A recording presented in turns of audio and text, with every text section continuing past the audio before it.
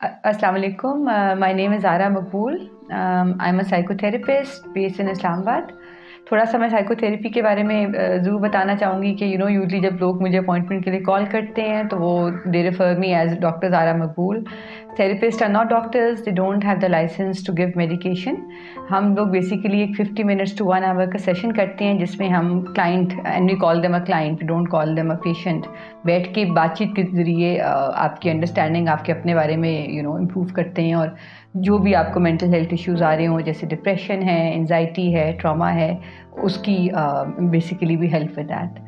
सो आज I thought let's talk about a very important topic which is trauma. Trauma को लेकर एक बहुत मिसकंसेप्शन है जो मैंने इस लाइन ऑफ वर्क में आने के बाद एक्सपीरियंस की, कि लोगों को लगता है कि अनलेस आपका बहुत ही कोई ड्रास्टिक इवेंट हुआ ज़िंदगी में, चाइल्डहुड में हुआ या अर्ली ईयर्स में हो, तो सिर्फ उसी को हम ट्रॉमा के तौर पे क्लासीफाई कर सकते हैं. So trauma, according to the literal definition of it, even a single event जिससे आपको डिस्ट्रेस फील हुआ हो, जिससे आप परेशान हुए हो, that can be refer to as a trauma. So that can be, उसकी एक रेंज है. It can be very drastic, such as child sexual abuse. It can be physical abuse by your parents, maybe school के अंदर कोई ना कोई ऐसी चीज़ हो. लेकिन इवन एक सिंगल अगर इंसिडेंट आपके साथ हुआ है कि स्कूल में आपको किसी बच्चे ने बहुत बुरी तरह मारा है या तंग किया है, या आप बहुत अच्छे थे पढ़ाई में और एट 5th-6th क्लास तक यू वर डूइंग वेल, और एक क्लास में for some reason you couldn't do well. So any single event that distresses you, I think उसको हम ट्रॉमा के तौर पे definitely that can be classified as trauma.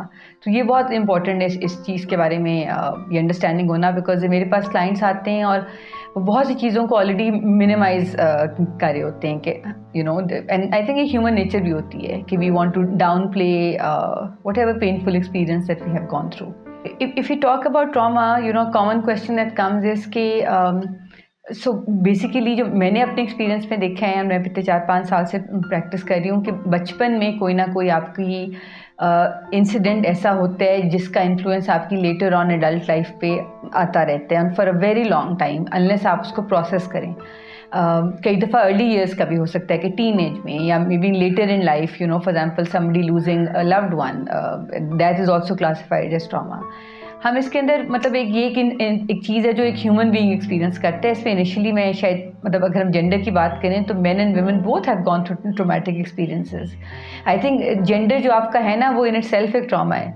कि जैसे मेरे पास जो मेल क्लाइंट्स आते हैं, उनको बहुत मुश्किल होता है अपने इमोशंस के साथ कनेक्ट करना, क्योंकि उनको छोटे होते से बताया जाता है कि बॉयज़ डोंट क्राई.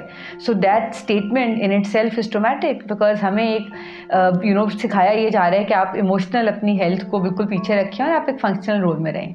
अब अगर हम औरतों की बात करें, when it comes to women, अगेन ख़ासतौर पे पाकिस्तान जो एक पेट्रियार्कल सोसाइटी है, हमें पता है कि यहाँ आदमियों को प्रेफर किया जाता है, that preference is there. Most families do go through it. So being a woman, being a girl child is traumatic enough.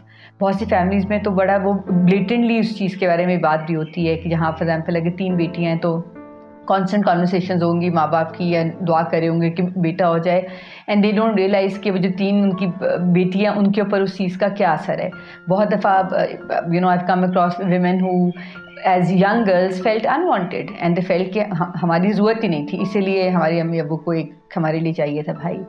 उसके अलावा अगर हम औरतों को लेकर बात करें कि क्या क्या उनके ट्रॉमेटिक एक्सपीरियंस है, sexual abuse, although again I want to clarify कि वो हमें ये लगता है कि शायद women go through it more than man. That is not true. The lot of वो रेशो अगर देखा जाए तो शायद, मेरे पास एग्जैक्ट फिगर नहीं है तो मैं कोट नहीं करना चाहती, बट मेरा एक आइडिया है कि शायद लड़कियाँ इस चीज़ से ज़्यादा गुजरती हैं. वो उनकी फिजियोलॉजी की वजह है, वो ज़्यादा अट्रैक्टिव हैं, ज़्यादा अटेंशन अट्रैक्ट करती हैं, और शायद बॉयज़ उस चीज़ से कम गुजरे हों. सो आई थिंक सेक्सुअल अब्यूज़ एक चीज़ है कि चाइल्ड सेक्सुअल अब्यूज़ बहुत ज़्यादा, और टीनेज ईयर्स में भी, and even later on sexual harassment से कोई ना कोई लड़की, I think average I would say 9 out of 10 would have gone through it. उसके अलावा अगर ट्रॉमेटिक एक्सपीरियंसेस की बात की जाए तो आई थिंक फिर अगेन वही बात आ जाती है कि आपकी वो फिर एक फैमिली टू फैमिली है, उसको हम जनरलाइज नहीं कर सकते. हर फैमिली की अपनी कोई ना कोई स्टोरी है, और हर इंसान की एक स्टोरी है. उसके अंदर वो कोई लॉस ऑफ पेरेंट हो सकता है, उसके अंदर कोई, अब हमारे माशरे में ये बहुत है कि देखें मेजॉरिटी जो है एक सर्टन क्लास को निकालते हैं तो रिप्रेशन बहुत ज़्यादा है.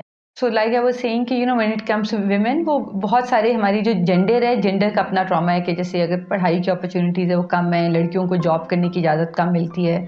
सो ये चीज़ें आप अपने एक नेचर के अगेंस्ट बेसिकली जब किसी को मजबूर किया जाए कि तुम एक्ट करो, तो वो एक ट्रॉमेटिक एक्सपीरियंस है। आप अगर एक घर में देखते हैं कि मेरे भाई को इजाज़त है कि वो स्पोर्ट्स करे, उसको हर तरह की अपॉर्चुनिटीज़, और मैं उतनी मेरे में पोटेंशियल और मुझे मौका नहीं मिल रहा, तो एक ह्यूमन नेचर है कि आपको अब नेचर के अगेंस्ट अगर लगातार प्रेशराइज किया जाएगा तो वो एक अंदर एक ट्रॉमा बिल्डअप होना शुरू हो जाता है। अब अगर हम देखें कि इसका इम्पैक्ट क्या है, अच्छा फिर एक और इम्पॉर्टेंट चीज़, तो mothers, because women become mothers, मैंने ये देखा है कि बहुत कम पोस्ट नेटल डिप्रेशन की बात की जाती है या उस ट्रॉमा की बात की जाती है कि child birth is a very traumatic experience for a woman. मतलब जितनी वो फिजिकल पेन से गुजरती है और फिर एक there is a life that she is caring for 9 months and then bringing that life into this world is very traumatic. और फिर एक उसकी ज़िम्मेदारी उठाना, जो कि even if it's a working mother, माँ के ऊपर ज़िम्मेदारी ज़्यादा बनती है, वो भी एक बड़ा एक डिफ़िकल्ट एक्सपीरियंस है। और हमारी सोसाइटी में इन सारे एक्सपीरियंस को बहुत मिनिमाइज़ किया जाता है कि जैसे फॉर एग्जाम्पल अगर बच्चा पैदा हुआ है, फ़ौरन ही एक्सपेक्टेशन है कि माँ को बहुत ज़्यादा उस पर प्यार आ जाएगा और फिर बस वो उसको ले लेगी। वो मूवीज़ में हमने देख के, लेकिन लोग रियलाइज़ नहीं करते कि उस टाइम पे कितना एक overwhelm feel, I am a mother myself, और मुझे याद है कि when it came to my first born, it took me a few hours to really understand कि व्हाट हैज़ हिट मी। मुझे पता था कि आई हैड अ डॉटर, लेकिन मुझे उसको रिकनसाइल, प्लस मैं बहुत अरसा पोस्ट नेटल डिप्रेशन से गुजरी। अच्छा, इसमें एक और जो बड़ी इंटरेस्टिंग चीज़ होती है कि देखिए, जब बच्चा या थोड़ी सी बड़ी उम्र में आप एक ट्रॉमेटिक एक्सपीरियंस से गुजरे ना, तो जो आपका सेल्फ है, एक सेल्फ दो हिस्सों में हो जाता है डिवाइड। एक हिस्सा एक फंक्शनल सेल्फ होता है, तो वो बच्चा स्कूल भी जाता है, वो खाना खाता है, वो अपनी पूरी एक नॉर्मल ज़िंदगी गुजार रहा है, फिर एक एडल्ट बन जाता है और लगता है कि बहुत खुश है। लेकिन जब वो ट्रॉमा से गुजरता है तो एक फंक्शनल सेल्फ बन जाता है, एक डिवाइड आ जाते हैं अंदर साइकी की, और एक ट्रोमेटिक सेल्फ है। और वो ट्रोमेटिक सेल्फ भी अंदर ही है, और ख़ासतौर पे जब उसको मौका नहीं मिला, जब हम बात करते हैं ना कि उसको प्रोसेस करने का मौका नहीं मिला। प्रोसेस का मतलब है कि उसको उस चीज़ पे रोने का मौका नहीं मिला, एक्सप्रेस करने का नहीं मिला। अब सेक्सुअल अब्यूज़ इतना बड़ा टैबू है कि बच्चे अपने पेरेंट्स को नहीं बताते।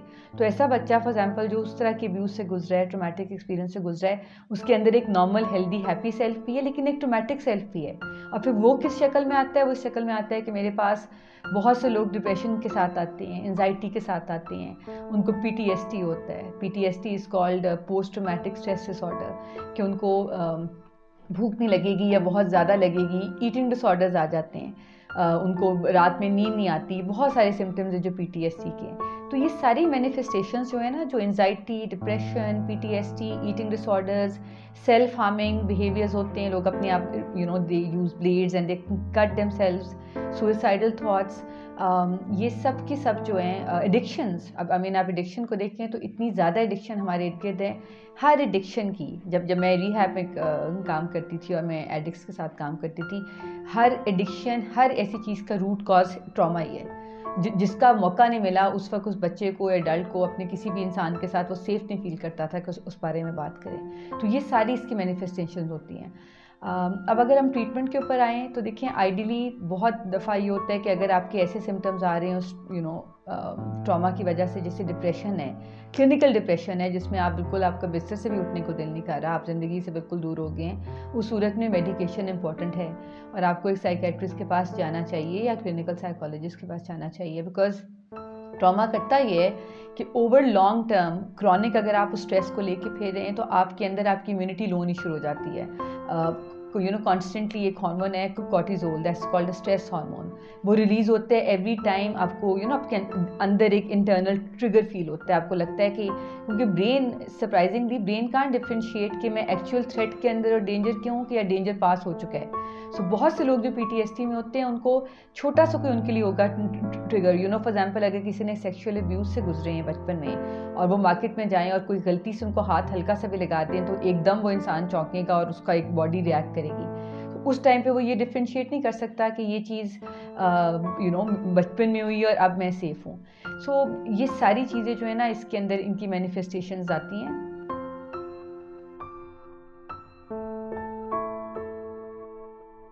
अपने सवालात और ख़यालात का इज़हार कमेंट सेक्शन में करें और मज़ीद मालूमात के लिए हमारे चैनल को सब्सक्राइब करें।